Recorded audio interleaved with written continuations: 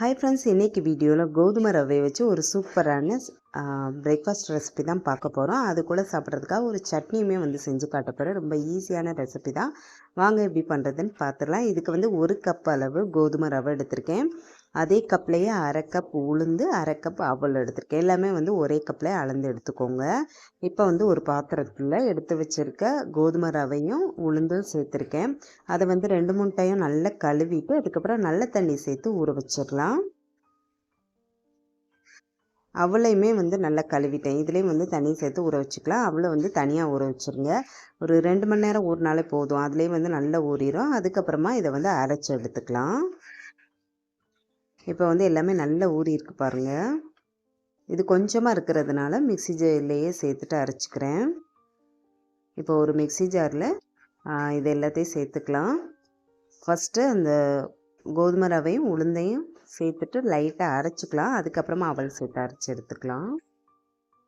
அந்த தண்ணியை வேஸ்ட் பண்ண வேணாம். அந்த தண்ணியை சேர்த்து மாவை அரைச்சி எடுத்துக்கோங்க.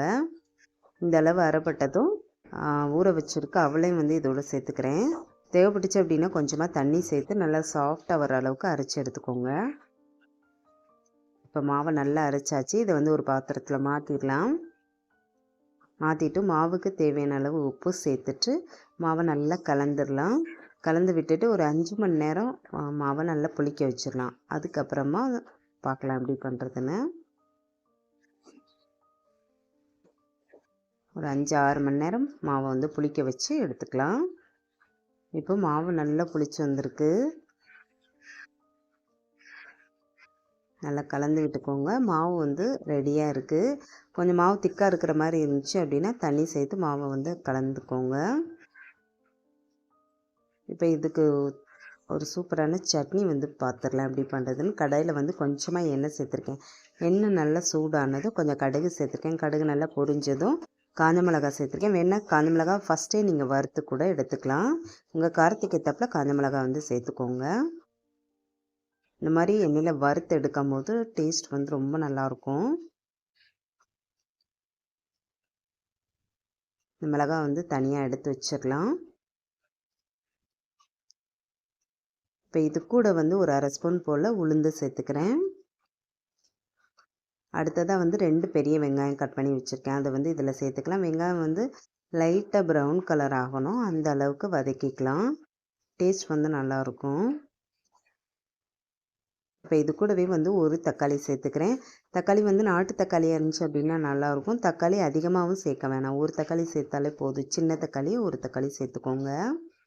வெங்காயம் தக்காளி சீக்கிரம் வதங்கிறதுக்காக இந்த சட்னிக்கு தேவையான அளவு உப்பை இப்போவே சேர்த்துட்டு வதக்கிக்கிறேன்.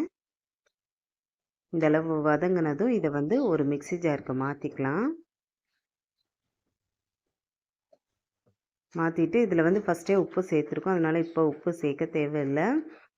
வறுத்து வச்சுருக்க காஞ்ச மிளகாவையும் இதோடு சேர்த்துட்டு தண்ணி சேர்க்காமல் கொஞ்சம் நல்லா திக்காகவே அரைச்சி எடுத்துகிட்டு வந்துடலாம்.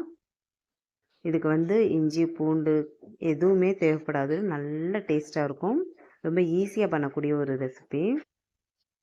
இப்போ சூப்பராக சட்னி ரெடி ஆகிடுச்சு. இது இட்லி தோசை கூட வச்சு சாப்பிட்றதுக்கும் ரொம்ப நல்லாயிருக்கும்.